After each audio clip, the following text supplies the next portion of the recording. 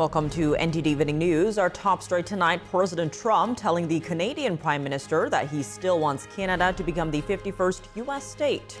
That's as the two met in person, how the new leader responded, and what the two discussed amid heightened tensions on trade and Canadian sovereignty. Iris Tao at the White House. The Supreme Court hands the Trump administration a victory today with an order that allows the government to enforce its ban on transgender individuals in the military. Arlene Richards has more on the High Court's decision.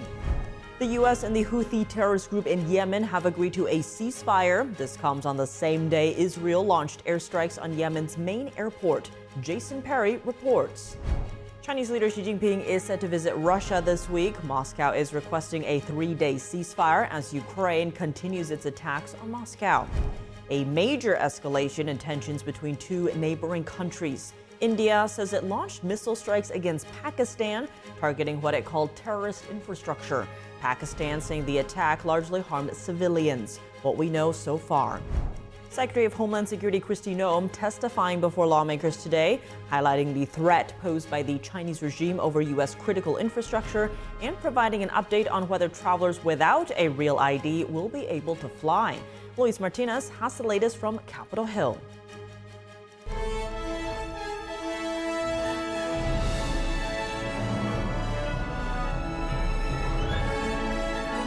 This is NTD Evening News, live from our global headquarters in New York City. Here's Tiffany Meyer.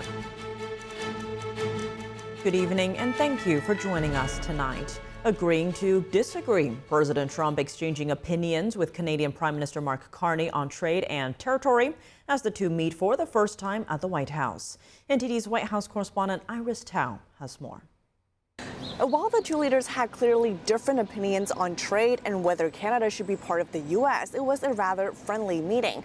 While Prime Minister Mark Carney won the recent Canadian election largely on a platform of fighting Trump, President Trump praised Carney. I think we have a lot of things in common. And touted U.S.-Canada friendship. Regardless of anything, we're going to be friends with Canada. Although Trump did not call Carney a governor as he did with former Prime Minister Trudeau, the differences in opinions are clear as Trump reiterates. No. Well, I still believe that, but you know, takes two to tango, right? And Carney pushes back. It's not for sale, won't be for sale, ever. But never say never. Ever say never. And Carney later told reporters that he asked Trump at their private closed-door meeting to stop calling Canada the 51st state of the U.S., though it didn't seem that Trump had budged. What was his answer? Well, we'll look, I don't know. He's the president. He's his own person. Trump and Carney also had different takes on Canada's role as a U.S. trading partner. Trump says the U.S. does not rely on Canada. We don't do much business with Canada from our standpoint. They do a lot of business with us. While Carney stresses Canada is a top market for U.S. exports. We are the largest client of the United States. We have a tremendous auto sector between the two of us. New data on Tuesday shows Canada's exports to the U.S. plunging in March amid U.S. tariffs on Canadian steel, aluminum, autos, and other products. While Trump says he's not changing his tariffs on Canada despite today's meeting, Carney hints at underlying progress. You don't expect to have specific progress as things move along, even when you're making progress. And on tariffs, the president says China wants to meet as their economy. Their economy is suffering greatly because they're not doing trade with the U.S. And though not necessarily on trade, President Trump also hints at what he calls a positive and earth-shattering announcement to be unveiled in the coming days before he leaves for Saudi Arabia next Monday. Reporting from the White House, Iris Tao, NTD News. How does the Trump-Carney meeting compare to ones with former Canadian Prime Minister Trudeau? And should Canada be investing more in their military? Hear from former Canadian diplomat Colin Robertson tonight at 7 p.m. Eastern Time on Capitol Report. The Supreme Court is allowing the Trump administration to enforce its ban on transgender individuals in the military while it appeals a lower court's ruling. NTD's Arlene Richards has more. In a brief order on Tuesday, the Supreme Court paused the lower court's injunction on a Trump policy that aims to disqualify transgender individuals from military service. The pause will remain in place until after the Ninth Circuit Court of Appeals rules on the administration's appeal of the injunction. The higher court said in the order that the pause could be extended if the appeals court's ruling is appealed to the Supreme Court for full review.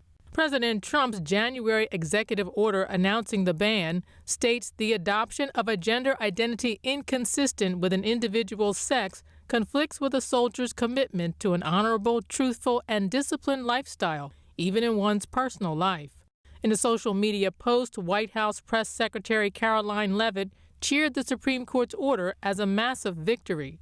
She said President Trump and Secretary Pete Hegseth are restoring a military that is focused on readiness and lethality, not DEI or woke gender ideology. The president banned transgender individuals from serving in the military during his first term, and the Supreme Court allowed it to take effect in 2019. But former President Biden revoked that policy when he took office in 2021. Justices Kagan, Sotomayor, and Jackson said without explanation that they would have denied the application. Arlene Richards, NTD News. President Trump says the Houthi terrorist group in Yemen has agreed to stop attacking ships in the Red Sea. This comes on the same day that Israel launched airstrikes on Yemen's main airport and said it's no longer operational. NTD's Jason Perry has the latest.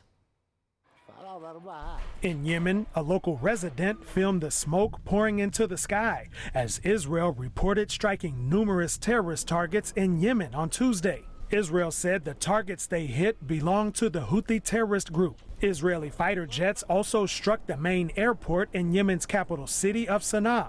Israel said they struck flight runways, planes, and other infrastructure at the airport, rendering it fully disabled. Israel said the airport was used by the Houthis to transfer weapons and for other terrorist activity. Israel also said they issued evacuation orders for the area around the airport prior to the strikes. And the day before, Israel reported striking a cement factory in Yemen, which they said was used to help build tunnels and other terrorist infrastructure.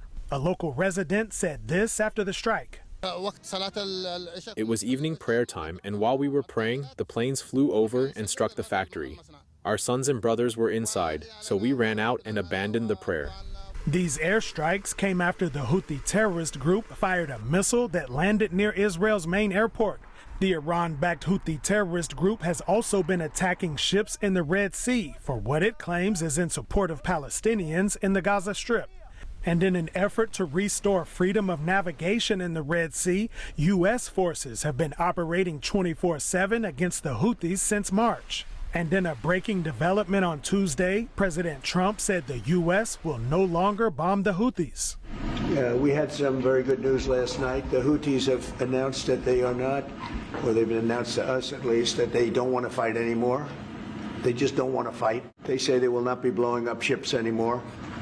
And that's what the purpose of what we were doing. And I will accept their word, and we are going to stop the bombing of the Houthis, effective immediately. Oman's foreign minister tweeted on X that Oman mediated the talks for a ceasefire deal between the U.S. and the Houthis, and said this: they will no longer target each other, ensuring freedom of navigation for international commercial shipping in the Red Sea. However, the ceasefire agreement does not say that the Houthis will stop their attacks against Israel. Jason Perry, NTD News.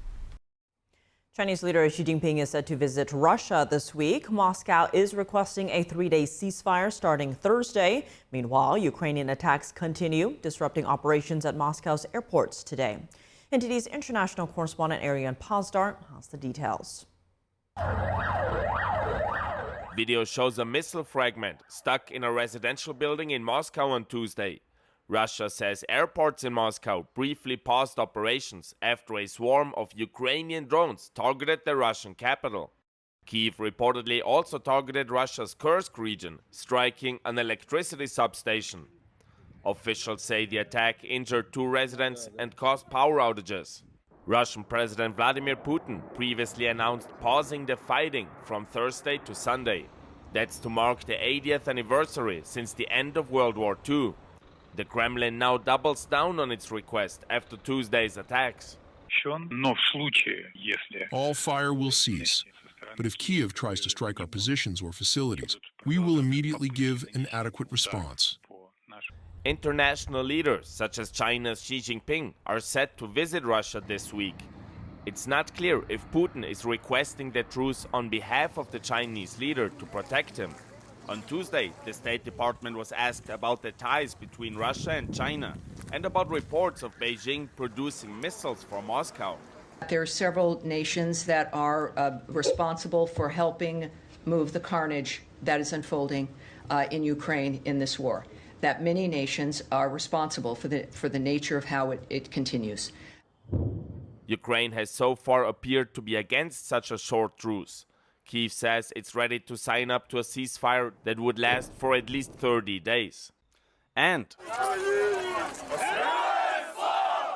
Ukraine published this footage on Tuesday, showing more than 200 prisoners of war released from Russia.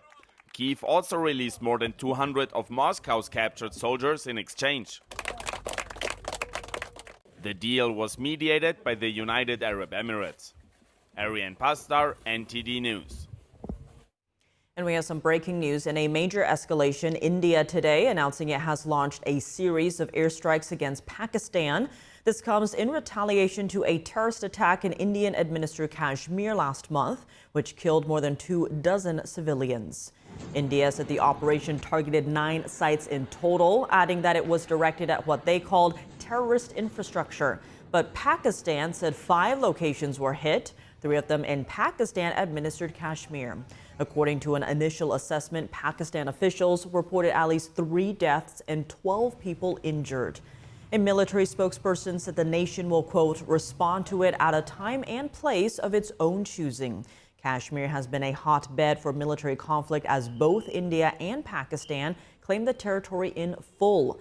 Tensions escalated in the region last month after 26 civilians, most of whom were tourists, were shot and killed in a terrorist attack. India blamed Pakistan for the attack and had vowed to retaliate against the perpetrators. Pakistan, in turn, denied the accusations. Secretary of Homeland Security Kristi Noem testified today before the Appropriations Committee on the President's budget request for fiscal year 2026.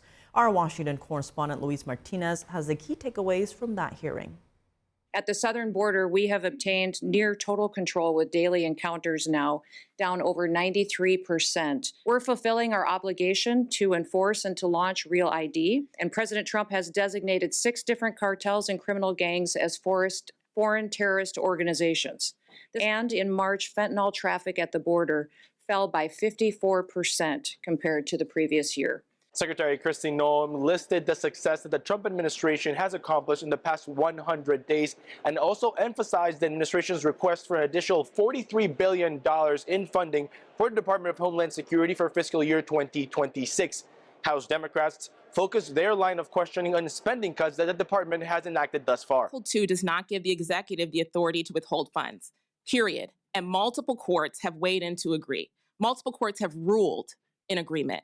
Congress controls the power of the purse.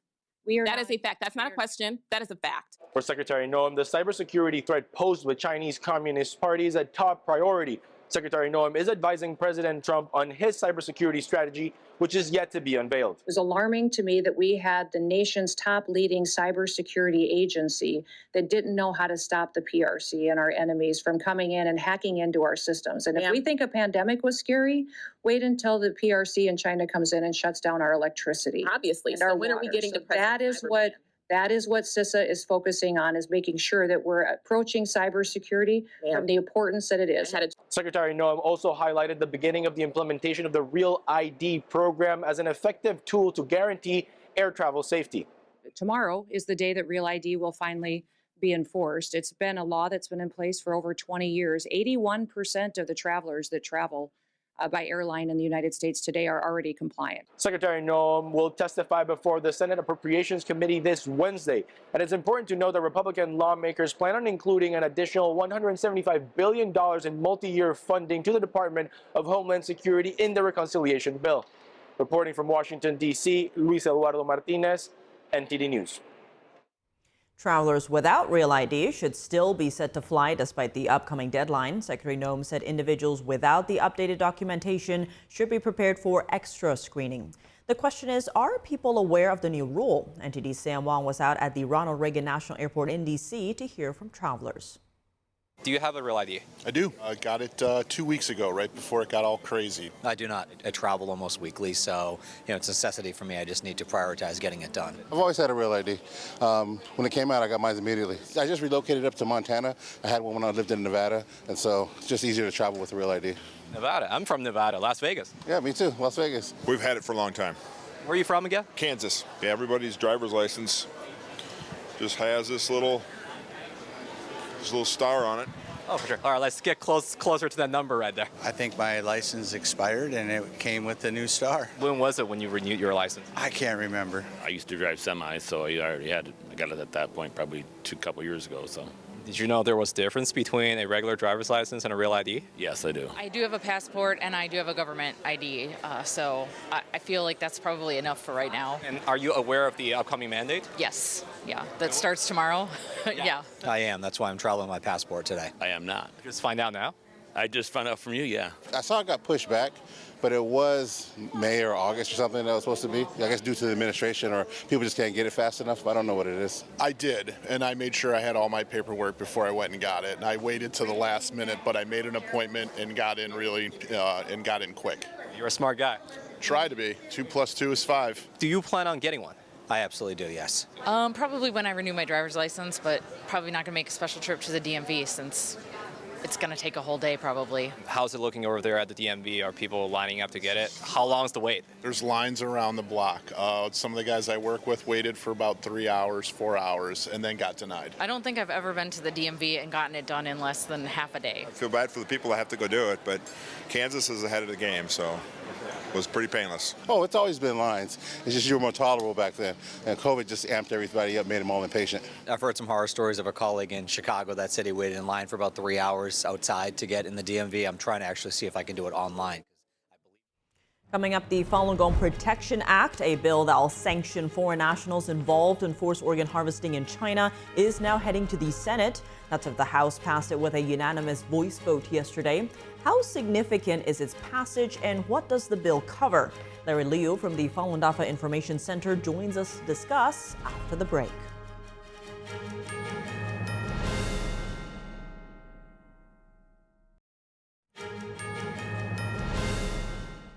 Welcome back. I'm Tiffany Meyer. The House of Representatives yesterday passed a bill aimed at ending Beijing's persecution of the spiritual group Falun Gong.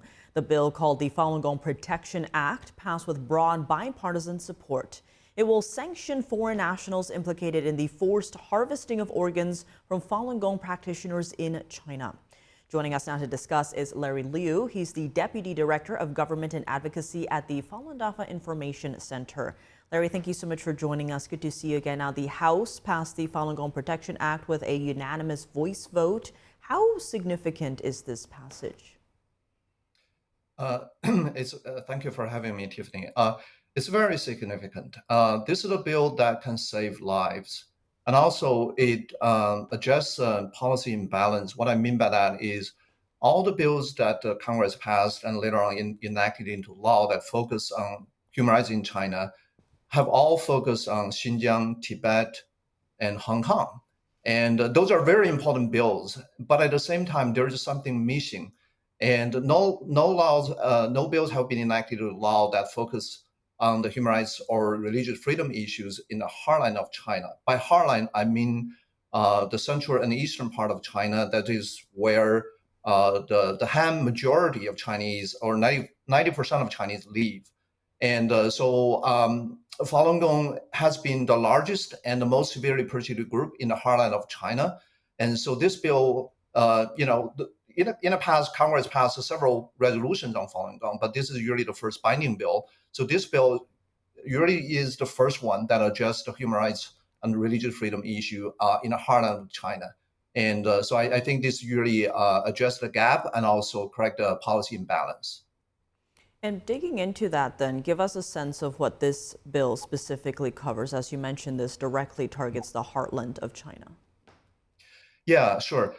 So the bill has several components, and one is sanction, and as you mentioned earlier, and so the sanction means that for anybody involved in forced organ harvesting of Falun Gong practitioners, but also other prisoners of conscience, and so there will be a visa ban and also asset freeze, And so that's the sanction part, but also beyond that, there's also a part about assessment. So the bill mandate the U.S. government to determine whether the persecution of Falun Gong constitute crime against humanity or genocide. And also the bill mandate the State Department to produce a report on organ transplantation in China, such as the number of transplants, the organ sources, and also produce a list of U.S. grants that supported China's organ transplantation industry in the past 10 years.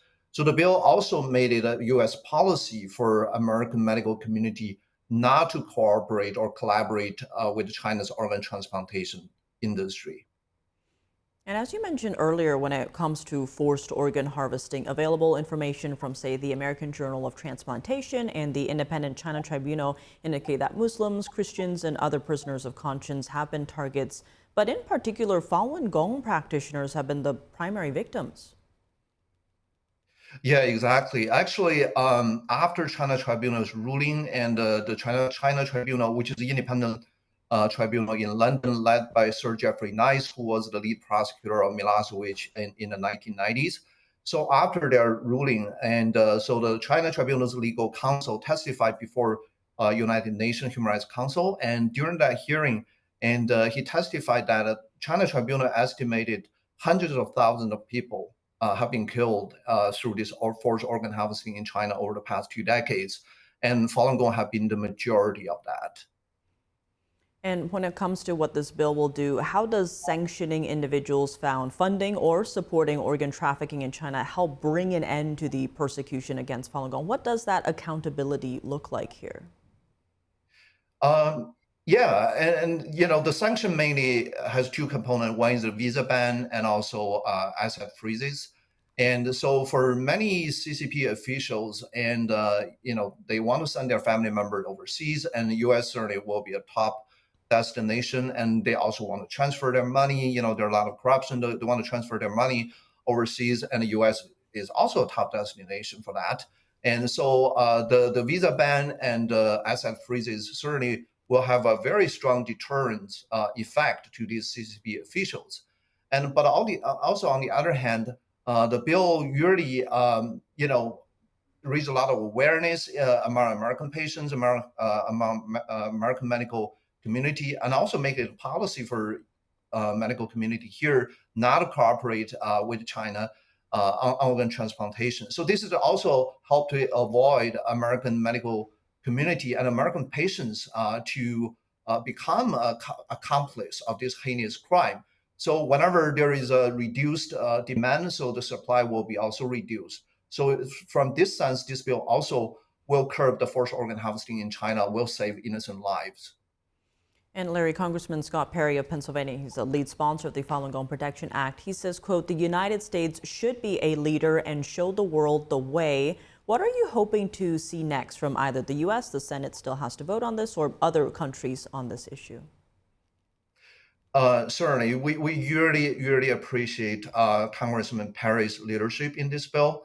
And also this is a bipartisan bill, and also Congressman Pat Ryan is also a Democrat lead co-sponsor of this bill. And so after the passing of in the House, certainly we hope the bill can be passed in the Senate as soon as possible. And there is already a companion Senate bill, and it was introduced by Senator Ted Cruz in February. And so we hope that bill can be passed as soon as possible and eventually can be signed into law by the president. And you know, I certainly hope this will also encourage more other countries to take action on this. In fact, several other countries has already got ahead of us. And for example, back in 2008, Israel even passed a bill to ban their insurance company from reimbursing organ transplantation done in China for Israeli citizens. And countries like Spain, Italy also banned their citizens from going to China for organ transplantation. So our bill doesn't go that far, but still, it's very important, you know, it's because the U.S. is the leader of the world, and it certainly will curb the forced organ harvesting in China, and also will encourage many other countries to take the similar actions too. As you mentioned, lives are on the line here. Larry Liu, thank you so much for joining us. Thank you for having me. And this Friday, don't miss our special coverage of the annual World Falun Dafa Day Parade. Thousands will come together in New York City to celebrate the anniversary of the public introduction of Falun Dafa, a spiritual discipline for mind and body. It's a celebration of faith, freedom, and the strength of the human spirit in the face of persecution. That's this Friday at 11 a.m. Eastern, only on NTD News. Coming up, China is reportedly using facilities in Cuba to conduct surveillance on sensitive U.S. activities in the air, in space, and at sea. Lawmakers on Capitol Hill are calling it an alarming threat. Jason Blair has the highlights from today's hearing. The House passes a couple of bills to support Taiwan, which is facing increasing aggression from the Chinese Communist Party. Jack Bradley has more on how this support may change the game, as officials say a CCP invasion of Taiwan has never been closer. And a formality turned into shock defeat. Germany's conservative leader is elected chancellor, but not before failing to garner enough support from his new coalition government in a first round of voting. Malcolm Hudson reports from London after the break.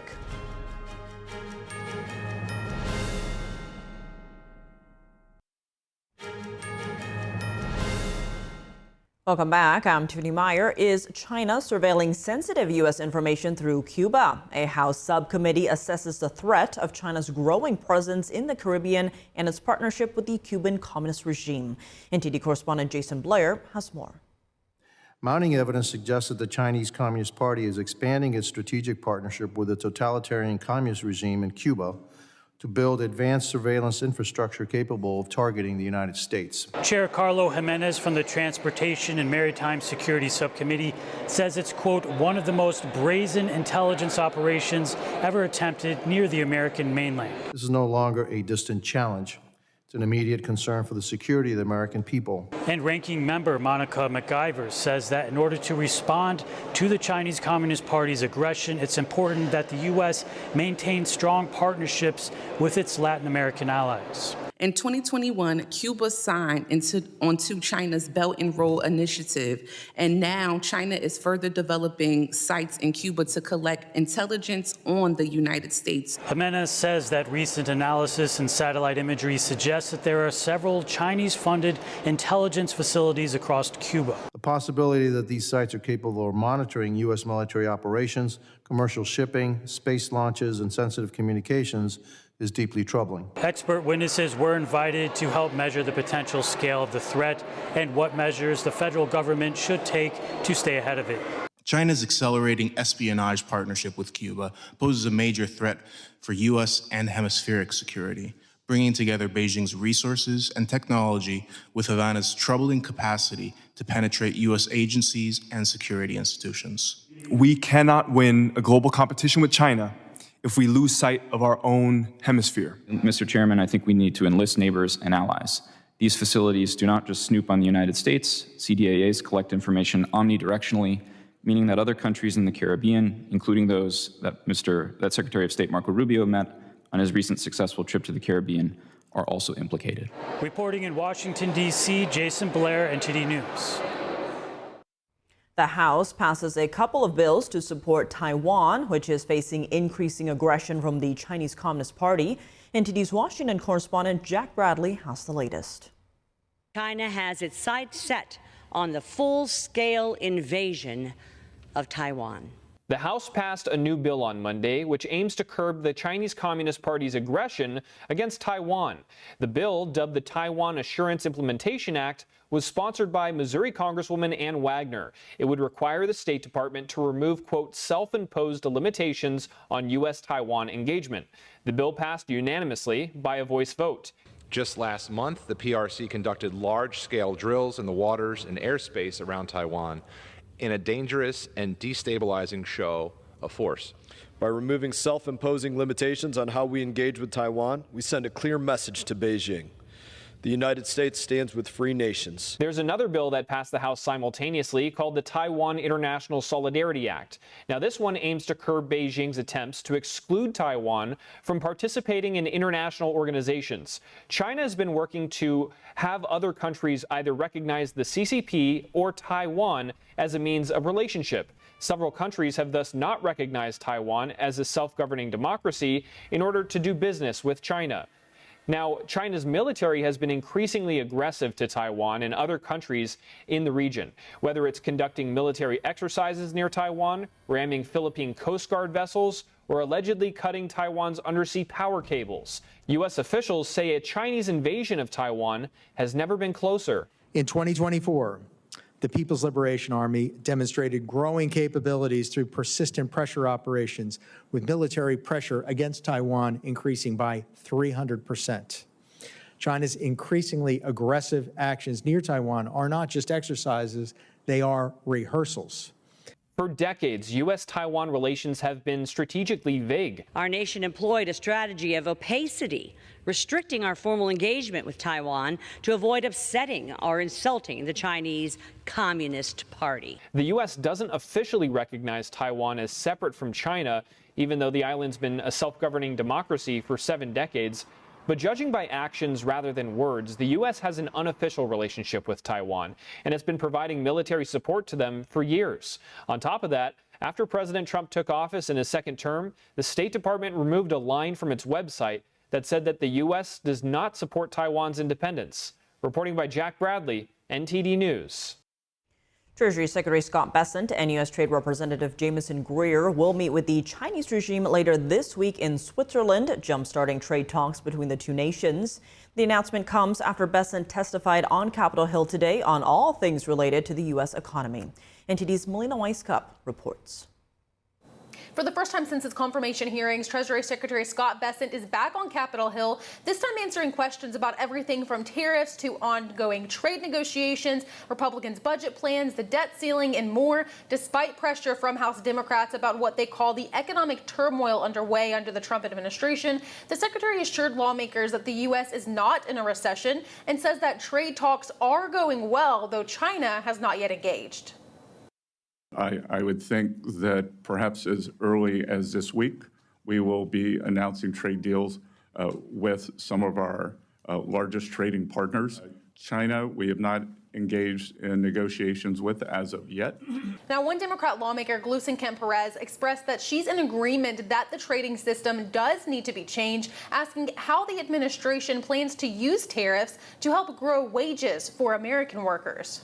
Could you expand on how the proposed tariffs would ensure that there is upward pressure on wages? After China entered the WTO was a large decrease in manufacturing jobs. So moving more workers from service work to manufacturing.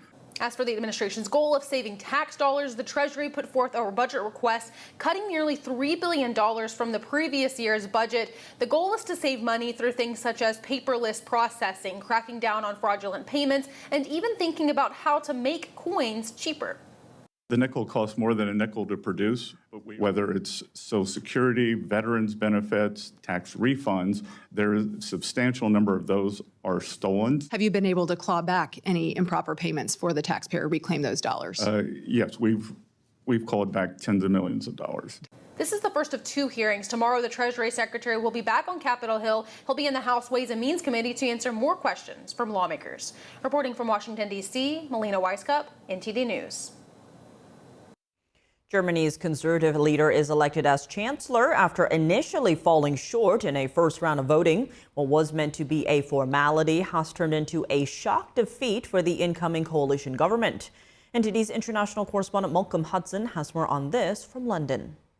Germany's conservative leader Friedrich Merz was elected chancellor by parliament in a second round of voting. That was after an unprecedented defeat on the first attempt, getting his coalition government off to a weak start. Here Merz being sworn in as the next German chancellor. I swear that I will devote my power to serve the benefit of the German people, increase its interests, protect it from harm, keep and defend the Constitution and the laws of the country, fulfill my duties with diligence and uphold justice for all.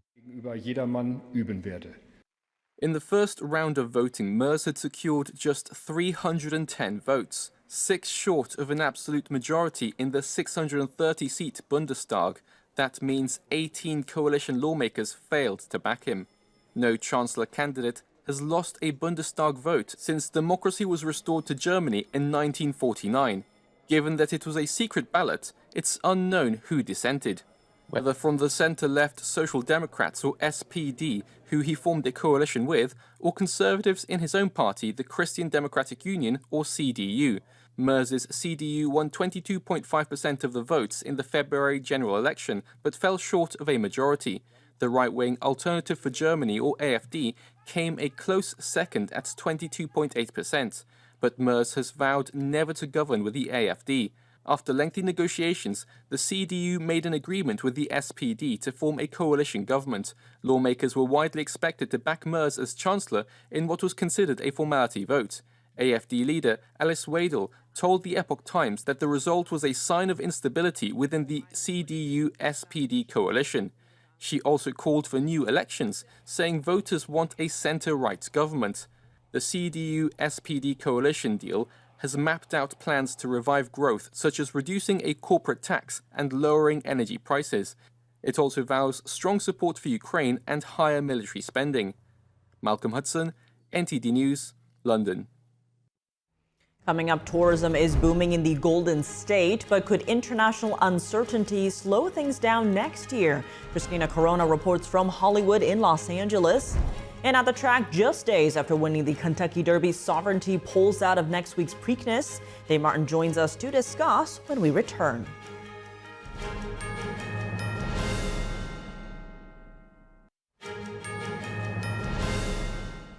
Welcome back. I'm Tiffany Meyer. California just hit a major milestone. Tourism spending soared to a record high last year. But state officials are warning that economic uncertainty could slow the momentum heading into next year. NTD's Christina Corona tells us more from Hollywood. California remains the #1 state for tourism, with record high tourism spending reaching over $150 billion in 2024. This comes after recent news that California's economy is the 4th largest in the world. Governor Gavin Newsom announced on Monday that California's tourism spending reached a record high of $157.3 billion throughout the state, which is an increase of 3% from 2023. According to a report from Visit California, tourism spending supported 1.2 million jobs and created 24,000 new jobs in 2024. Tourism also generated $12.6 billion in state and local tax revenues. From Disneyland to the Golden Gate Bridge, California's world-famous attractions continue to draw millions. We asked several tourists why they chose to visit California. We always wanted to come to California because of the sun and all the stars, and we wanted to see Hollywood and the Griffith Observatory. And I'm visiting Hollywood because I want to be around the people that are in the entertainment industry that are making movies. And their favorite part about California. I think the Walk of Fame is fascinating, obviously. I think it's interesting to see the names that I know, but also interesting to see the names that I don't know, right? I'm here since yesterday. But we're really enjoying the stars, and I've been to Venice Beach. However, there are concerns heading into 2025. State officials warn that international travel could take a hit, which they blame partly on global economic stress and federal economic policies. Officials predict a 1% drop in overall visitation and a steeper 9.2% decline in international travel. As the world's 4th largest economy, California remains a global leader in tech, business, and innovation. California's GDP reached $4.1 trillion in 2024, surpassing Japan's $4.02 trillion, according to the U.S. Bureau of Economic Analysis. Whether you're visiting iconic landmarks like the Hollywood sign or even the Chinese theater, California continues to draw millions from around the world. Reporting from Hollywood, Christina Corona, NTD News.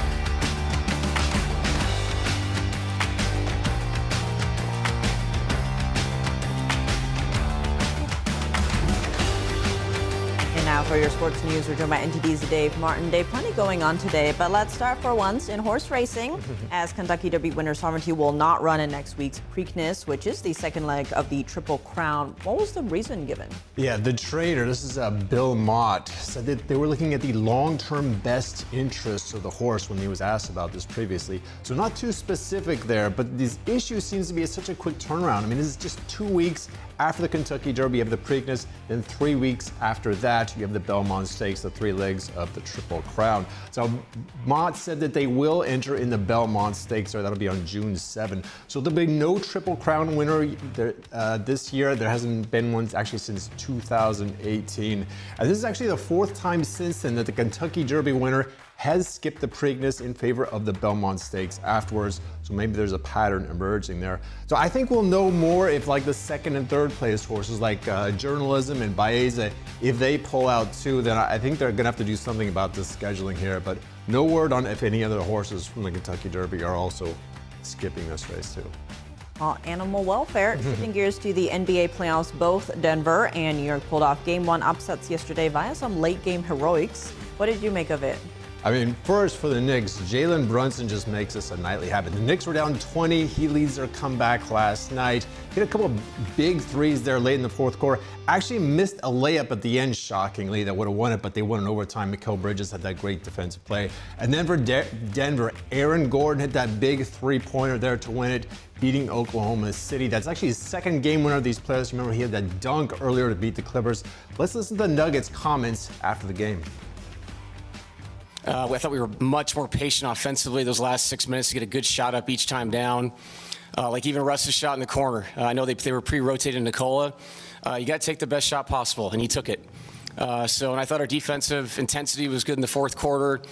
And Aaron's going to be a hero again, but I'm also looking at 14 rebounds. I'm looking at 22 points. I'm looking at ball handling responsibilities, leadership. He is a Denver Nugget, man. Like he is the soul of our team. So cool to see him have 2 moments that no one will ever forget. I've worked on my jumper a lot, you know, throughout the years. You guys have seen maturation of it. So it's nice to have it all culminate in a game winner. How loud did you guys cheer when he made that shot? He cheered like a lot. I bet. He was popping his jersey. Yeah, I'd be dapping my jersey too. That was Gordon's nephew, by the way, there. So both Denver and New York have already stolen home court advantage in Game 1. You have to look, Boston and Oklahoma City pretty much are already in a must-win situation here for Game 2, but those will be on Wednesday night. Well, tonight we have 2 more playoff games, including one with the Cleveland Cavaliers. Now, the big question there is, what's the status of 3 of their starters who are all listed as questionable? You know, Tiff, that is a well-guarded secret. They've been listed as questionable all day. I still have not seen if they're playing.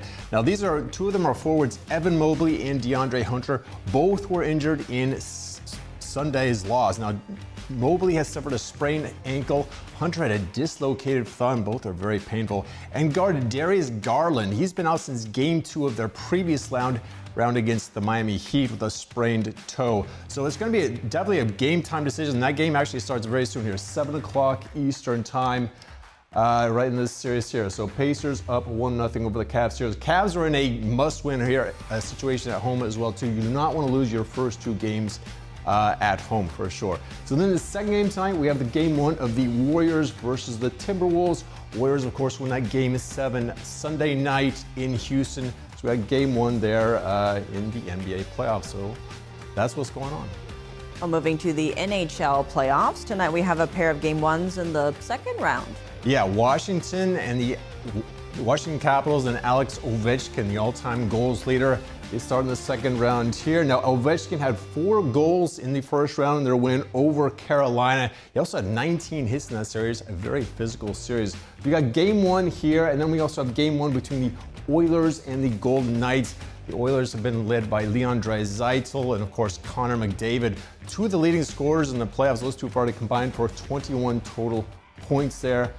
So 2 games in the NHL tonight. This one starts at 7 o'clock Eastern time, Washington versus Carolina. And then at 9:30, Edmonton takes on Vegas in the NHL playoffs. So we got NHL and NBA playoffs going on, Tiff. So busy night for us sports fans. You're going to have split screens to watch all of them. Very good. All right, Davis Owens, thanks for joining us. Thank you, Tiff.